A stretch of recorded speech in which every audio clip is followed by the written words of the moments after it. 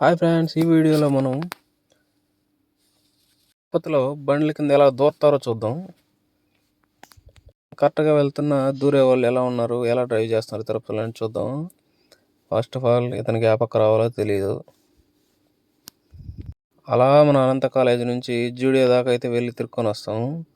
ఈ మధ్యలో ఎంతమంది దూరతారో చూద్దాం. ఫస్ట్ ఆఫ్ ఆల్ మా తిరుపతిలో ఎవరికి హెల్మెట్స్ ఉండవు, స్పీడ్ లిమిట్స్ ఉండవు, దూరితే ఎవరు అడగరు. ఒకవేళ దూరి తగిలినా పెద్ద బండిదే తప్పు. అలా ముందుకెళ్ళి వెళ్ళిపోదాం.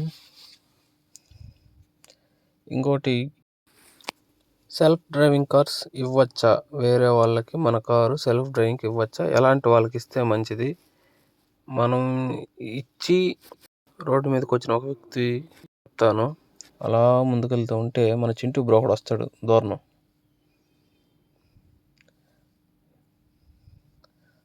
అందరూ నా బండి కిందే దూరతారు. దూరం వెళ్ళు. అలా ముందుకైతే వెళ్దాం. అస్సలు ఆలోచించరు బండి వస్తుందా లేదా అని కూడా చూడరు తిరుపతిలో అయితే. మనం వెళ్ళిపోవాలి అంతే. వీడు ఫోన్ మాట్లాడుతూ పోతాడు ముందరాడు. నువ్వు పోరా అయ్యా, నువ్వు ఫోన్లోనే పోతావు.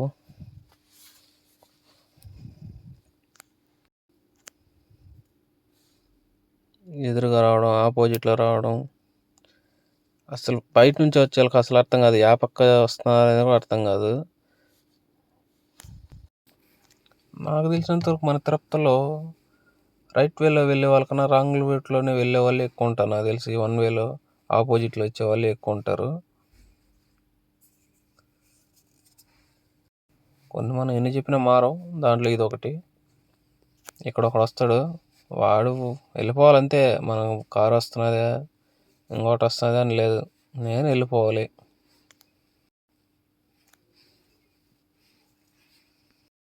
నేను నైట్ బండిలో వెళ్తుంటే నేరుగా వచ్చి వెనకాల కారు గుద్దేశాడు. మన బండికి కొంచెం స్కూటీకి వెనకాల కాలు పెట్టుకుంటుంది కదా, అదైతే వంగిపోయింది. వాడిది మారుతి ఎర్టికా బండి, వాడిది బంపర్ అయితే పోయింది. చూసారా, వీడికి అసలు ఎట్టపోలేదు, వచ్చేస్తాడు. ఆ పక్క ఉన్నాడు, సడన్గా వచ్చేసాడు అంతే. ముందర ఒక కారు ఉంది, ఒక కారు ఉంది, వాడు పాటు కూడా వెళ్ళిపోతాడు అంతే. అంతే, మేము మారం. మీరై చూసుకొని పోవాల్సింది. తగిలితే అప్పుడే మేము నడు రోడ్లు ఆపేస్తాం. ఏ బండి మీరే వెళ్ళాలి పక్కకి.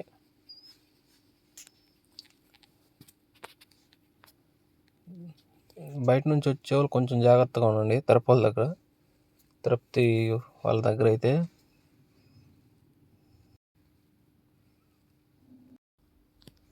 ఇప్పుడు ఇంతకుముందు అడిగిన ప్రశ్న, గుళ్ళో గంట ఎందుకు కొడతామని. నేనైతే ఒకడిని అడిగాను, వాడైతే ఏమో ముందరోడు కొట్టాడు నేను కొట్టానని చెప్పాడు. ఇంకొకడైతే మంచి ఆన్సర్ చెప్పాడు. అంటే మనం భక్తుల్ని చూసి చూసి దేవుడు అలసిపోతాడు కదా, మనం పోయి గంట కొట్టినప్పుడు లేచి చూసి మళ్ళీ పడుకుంటాడంట. అందుకని చెప్పి అందరూ వచ్చిన వాళ్ళంతా గంట కొడతారంట.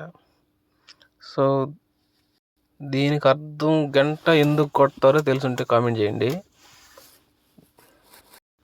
నేనైతే ఫస్ట్ ఆఫ్ ఆల్ బుక్లో చదివాను. ఆ బుక్లో ఏముంది ఏంటనేది నేను నెక్స్ట్ వీడియోలో మీకు అయితే చెప్తాను. ఈ వీడియోలో మీకు తెలుసుంటే కామెంట్ చేయండి.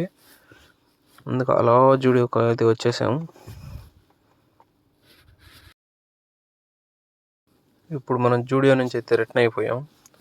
సేమ్ ట్రాఫిక్ రూల్స్ కొంచెం జాగ్రత్తగా చూసుకోవాలి. సైడ్లో పెట్టుంటా, సైడ్ నుంచి టక్కన వచ్చేస్తూ ఉంటారు. మనం తిరుపతిలో అయితే కొంచెం చూసుకొని డ్రైవ్ చేసుకుంటూ ఉండాలి.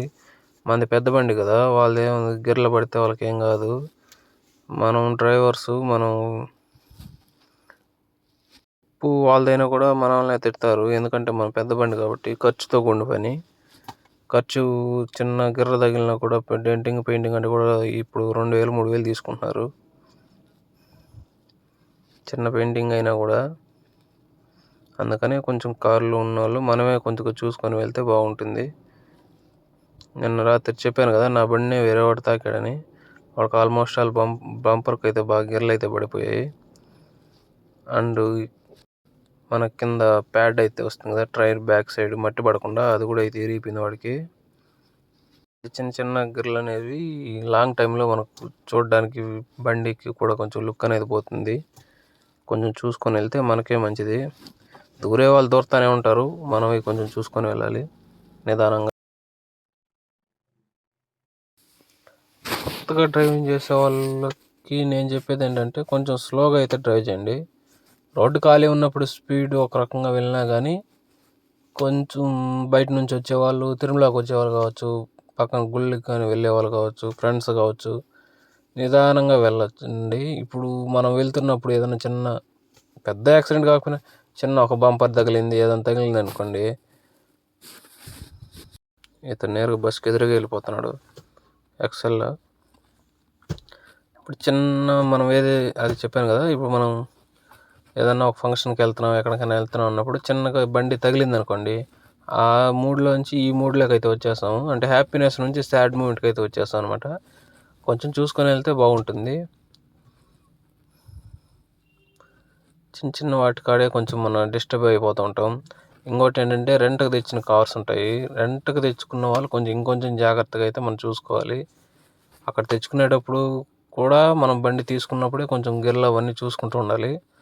ఇన్ కేస్ మనం జాగ్రత్తగా ఉండాలి. ఎందుకంటే మనం తగిలిందంటే వాడికి మనం పేమెంట్ అయితే పే చేయాల్సి వస్తుంది కదా, వాడు చెప్పినంత మనం ఇవ్వాల్సి ఉంటుంది. దానికి కొంచెం చూసుకొని డ్రైవ్ చేసుకుంటే మంచి నిదానంగా వెళ్తే మంచిది. ఇంకోటి ఏంటంటే సెల్ఫ్ డ్రైవింగ్ కార్స్ ఎక్కువ ఇస్తుంటారు. సెల్ఫ్ డ్రైవింగ్ కార్స్ నాకు తెలిసినంత ఒకను సెల్ఫ్ డ్రైవింగ్ కార్స్ ఇచ్చేవాడు. సో అందరూ 2000కి అలా ఇస్తుండేవాళ్ళు బయట, ఇతను మాత్రం 2500 ఇస్తున్నారు కదా అని చెప్పి మనకు చాలామంది తెలియని పిల్లకాయలకి వాళ్ళకి ఇస్తూ ఉండేవాడు. వాడికి అమౌంట్ బాగా వస్తూ ఉండే కాడికి పిల్లకాయ కొత్త కొత్త పిల్లకాయలకి ఇచ్చేవాడు. 2500 ఇస్తున్నారు కదా ఒక డేకి మనకు అని చెప్పి, అలా ఒకరోజు నైట్ ఇచ్చాడు. తెల్లారికంతా యాక్సిడెంట్ అయింది. బండిలో ఉన్న వాళ్ళకి ఎవరికి ఏం కాలేదు, బండి మాత్రం రూపాయి కూడా పనికి రాలేదు. అది మన అందరికీ తెలిసిన వెహికలే. మనం ఇప్పుడున్న వెహికల్స్లో ఏది తగిలితే డబ్బా అయిపోతుందో తెలుసు కదా, ఆ వెహికల్ అనమాట. అది వాడు ఆల్మోస్ట్ ఆల్ ఒక్క 2500 ఇస్తున్నారని చెప్పి ఇవ్వటం అలా జరుగుతుండేది.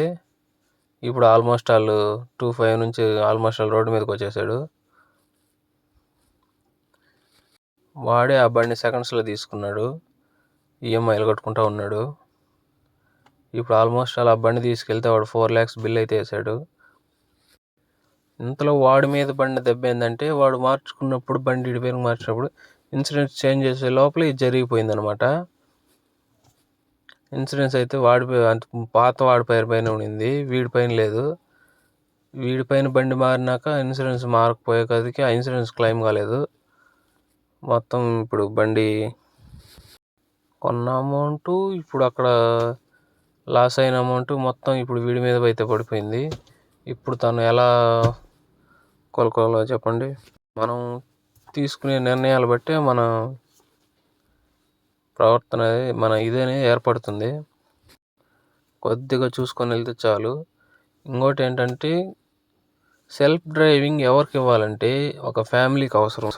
ఒక పెళ్ళికి, ఏదైనా శుభకార్యాలకు ఒక 10 రోజులకి బండి కావాలి, ఇంకా దేనికన్నా ఒక 5-6 రోజులు బండి కావాలనే వాళ్ళు ఉంటారు, ఎమర్జెన్సీ కావాల్సిన వాళ్ళు.